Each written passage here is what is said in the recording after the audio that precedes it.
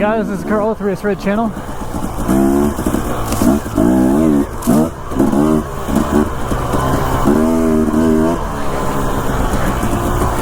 Today I was thinking about firearms, actually, about freedom and firearms. The United States is a beautiful place, and the main reason for that is that we still have freedom, a lot of freedoms that other people don't have.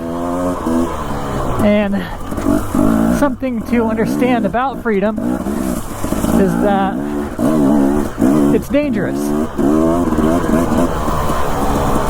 And so if you find something annoying that somebody's doing, that doesn't mean you should take that freedom away from them. And if it's dangerous, then it's got to be closely considered, or very carefully considered, as to how dangerous we are willing to go with that.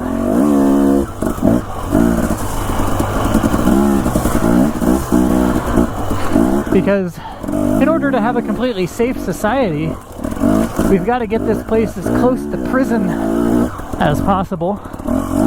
The only reason anything happens to people in prison is because they themselves are not the smartest part of our culture and society, and they end up hurting themselves. But other than that, prison is extremely safe.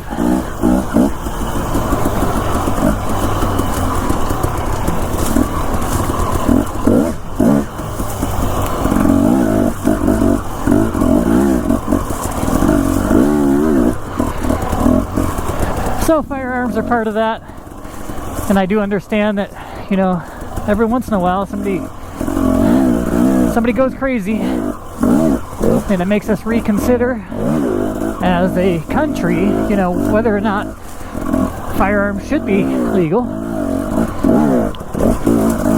But the consequence of removing firearms from a society is throughout history. It's evident throughout history. The bad guys always want to do that. They always want to disarm society first. Hitler did it, Stalin did it. Millions died because of that. And so, for this reason, it's important for us to keep not only firearms, but firearms that are capable of defending us against our own government.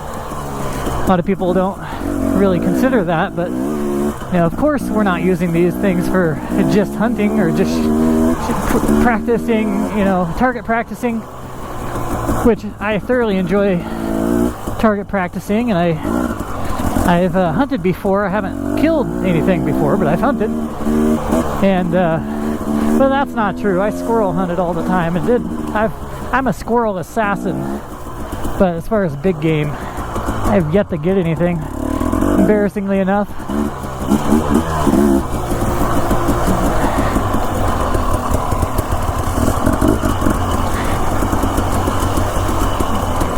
Take a second and enjoy this beautiful view right here.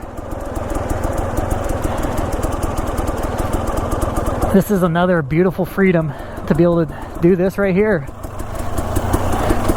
I mean, not many places have this type of freedom where you can just come out on a dirt bike and travel like this, and I love it. This is pretty late in the evening, so I'm being very cognizant of what I'm doing, how far I'm going, the situations I'm getting myself in. I have a headlight, so I'm pretty excited about that. But back to the whole freedom thing.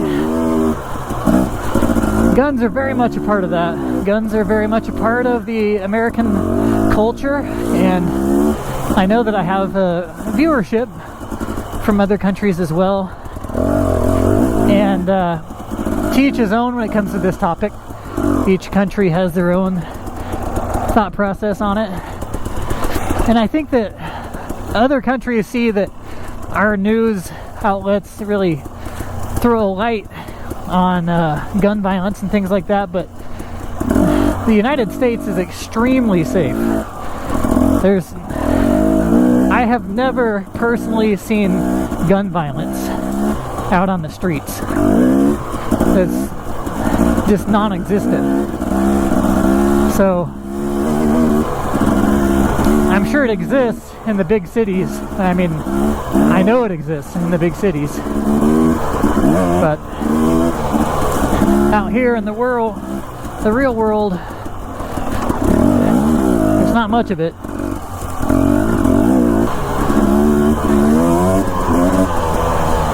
Yeah, guns are a part of American freedom.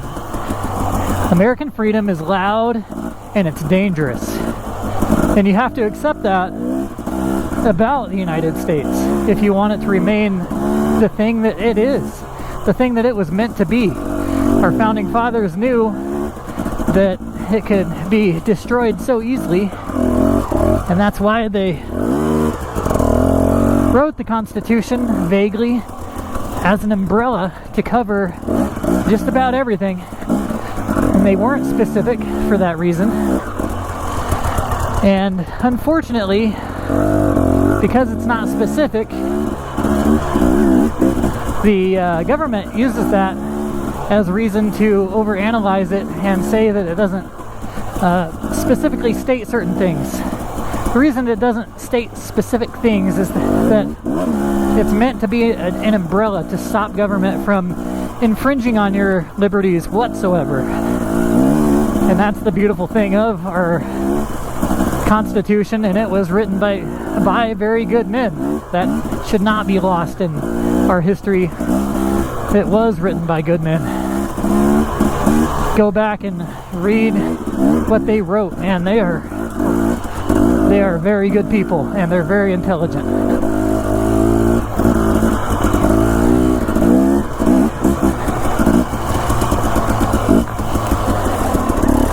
So when it comes to firearms, I think we should have things that are military. We should have fully automatic without licenses. In Idaho, we have what's called a Constitution carry, which I think is beautiful. That's how everything should be. No state should have the ability to take your constitutional right away and say that you can't carry can't conceal carry in that state.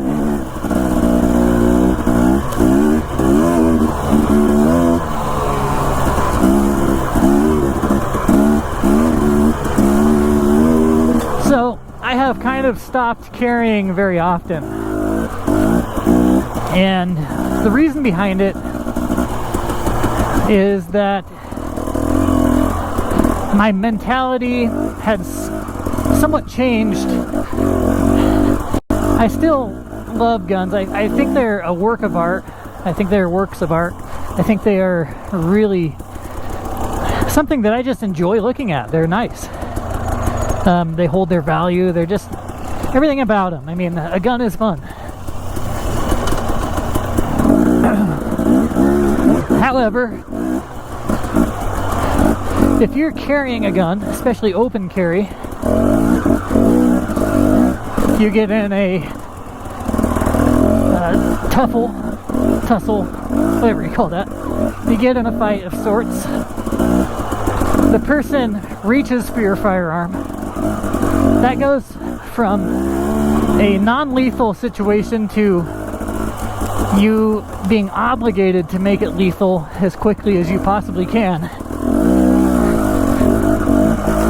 So part of me is always, it has kind of known to me that if you're going to carry a firearm, sometimes you'll attract the thing that you're trying to avoid with it. And I'm pretty confident in my abilities hand to hand anyways, but like, you know, obviously if there's a weapon, it's going to be problems if you're not carrying. I just think that the ratio and the percentages to it helping versus hurting are greatly on the hurting side, because of the fact that somebody's going to go after that thing probably, and people are going to die that didn't have to. And not only that, you know, knowing the situations in which you can use it and not get slaughtered by politicians, basically, the court systems. Essentially, you can use it if you feel that your life is in danger. You can use it, but then you have to clarify and articulate that to a court. And so, how was your life in danger? Is there the reasonable person rule applies to this? Would a reasonable person feel that their life was in danger? And usually you have to prove intent, so they have to have intention of ending your life. And so that's something like, I'm going to kill you. That's pretty cut and dry. They want to cause harm to you, and then they have to have the means. So they have to have intent, and they have to have means. So means, what does that mean? Well, if they're in a wheelchair unarmed, obviously they're not going to do jack squat to you. But if they have a knife in their hand, they have a knife in their hand and they take a step towards you, suddenly they have intent and they have the means.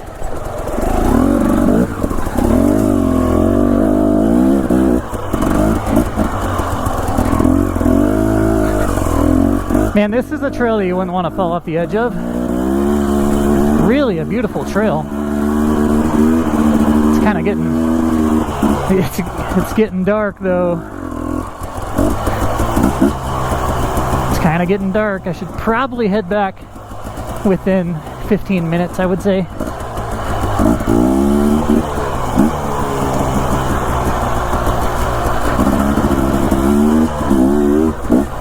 And so, back to the topic of having guns. It's such a complicated topic, and I really do know a lot about this topic. And it's not a small decision to carry a loaded firearm. Not a small decision whatsoever.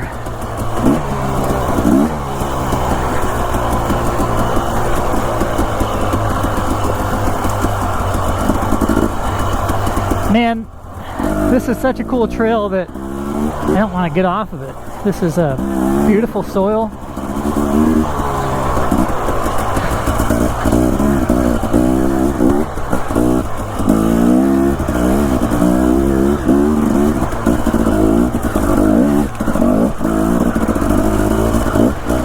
So, back on the topic of actually carrying and how I would carry. So,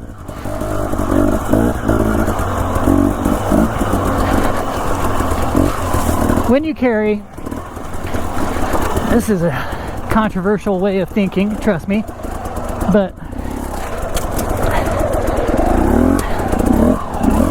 when you carry, it is okay to carry without one in the chamber. If you train that way,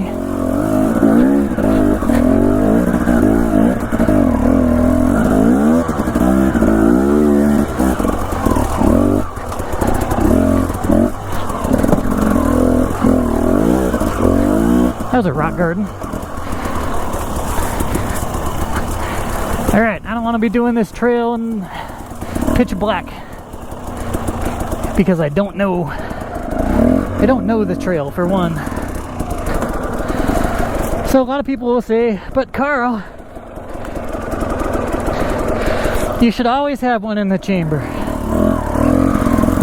Well, you can read endless news articles of people who had one in the chamber, including police officers who did not properly store their gun because they just had a forgetful day and the kid grabbed it and shot another kid. Or there's countless situations. Whoa, This stuff moves. Almost fell over.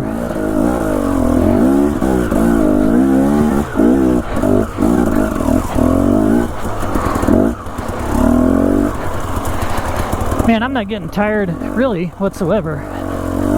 It's a good sign. But yeah, there's lots of situations where people have shot themselves, and you could say that they weren't trained properly. But I say mistakes happen. And if that trigger is the only thing stopping a bullet from coming out, you are taking a huge risk. And so when I store my guns, I store them unchambered. I have one in the magazine, but I don't have them chambered. If something happens, if I hear something, it takes a split second to chamber one.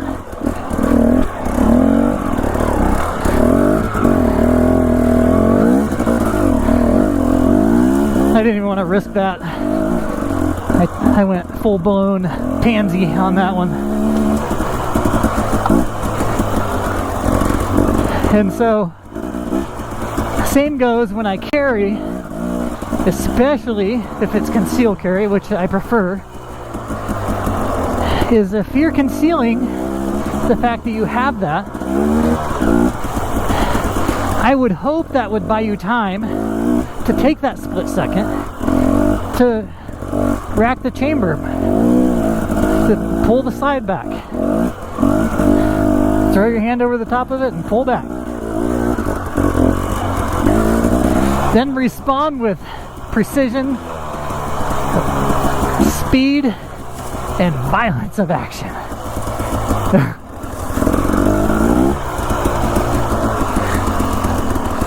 I had an instructor who would say that.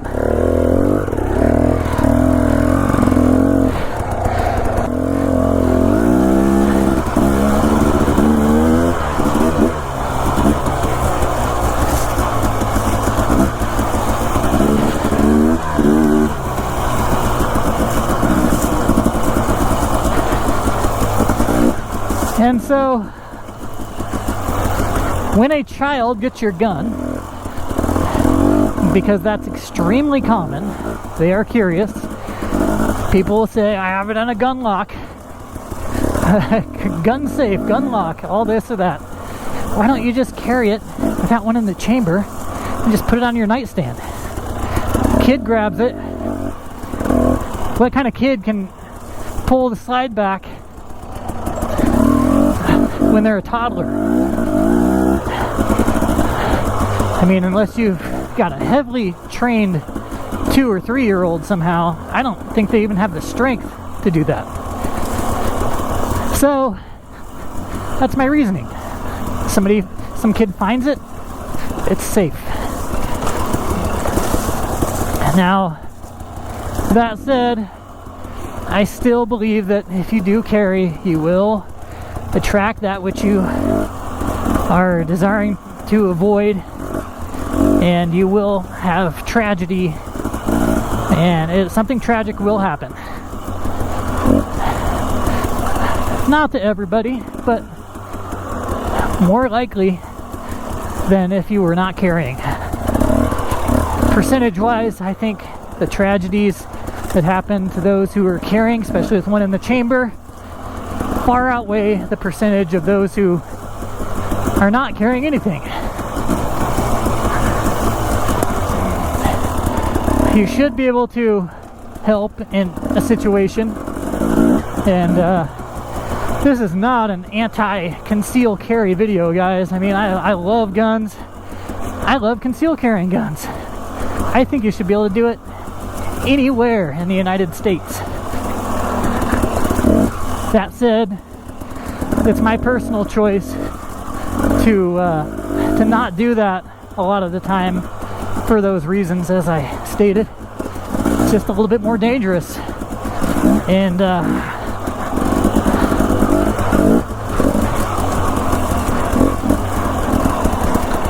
oftentimes I just don't feel the need. Something could happen, another mall shooting or something, and you hope you have one in that scenario, but yeah, here in Idaho, it's very nice because we are a very friendly state still. We haven't had enough of the gangster wannabes come here. Let's go, headlight. That's what I'm talking about. I missed that thing. Yeah, Idaho is still very safe, and gun laws are not tight here compared to other places. They're not choking us out.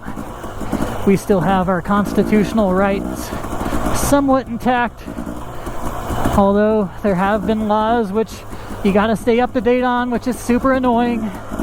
They are making law-abiding citizens into felons because they made a front grip on a AR-15. If you have a front grip on that thing, it's now illegal. If you have a side fire stock, a bump fire stock, it's now illegal. And that one's, it's just not good. Like, it's making us felons. So if you didn't pay attention to this stuff and you're just shooting what you want to shoot, well, it could catch up to you. Could be in prison. That's the crazy thing. You could be in prison. So you got to stay up to date.